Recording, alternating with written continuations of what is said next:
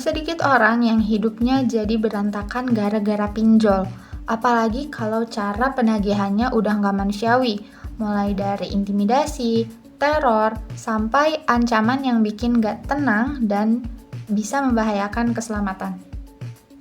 Ini nggak cuma bikin stres, tapi juga bikin seseorang jadi kehilangan arah dan kehilangan semangat. Nah, yang paling sering jadi korban justru adalah orang-orang yang secara ekonomi mereka terkelompok ke ekonomi yang rentan. Misalnya, ibu-ibu yang berjuang untuk memenuhi kebutuhan hariannya, atau seorang guru yang belum menerima gaji, atau juga bisa dari mereka para pekerja yang baru mengalami PHK. Nah, mereka mengajukan pinjaman bukan karena keinginan, tetapi karena terdesak oleh keadaan.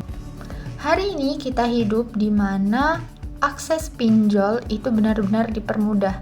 Bahkan hampir setiap aplikasi pun memiliki pay later-nya masing-masing.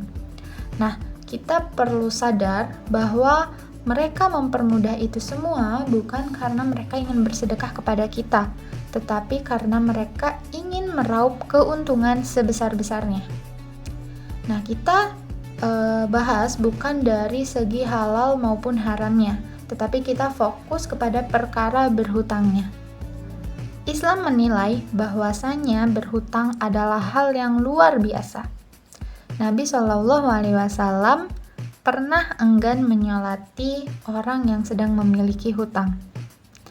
Tahu nggak bahwasanya Nabi SAW pun pernah bersabda, orang yang mati syahid itu dosanya akan diampuni, semua beban-bebannya akan diangkat kecuali hutangnya.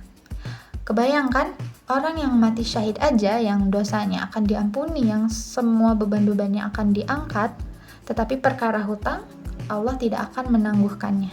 Tahu juga nggak bahwasanya orang yang sedang memiliki hutang kelak di hari kiamat jiwanya akan digantung sampai ia melunasi hutang. Bagaimana cara melunasinya? Nabi SAW bersabda, barang siapa yang meninggal kemudian ia memiliki hutang 1 dinar maupun 1 dirham, maka hutang tersebut akan dilunasi dengan kebaikan. Sebab di hari kiamat nanti tidak ada yang namanya dirham maupun dinar.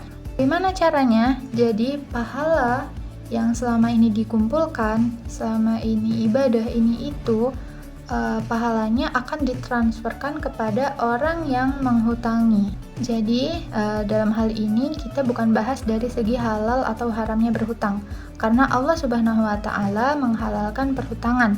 Tetapi ingat, berhutanglah pada hal yang wajar. Kalau bisa jangan sampai berhutang. Berhutanglah ketika benar-benar kepepet. Berhutanglah karena hanya kebutuhan, bukan karena gaya hidup.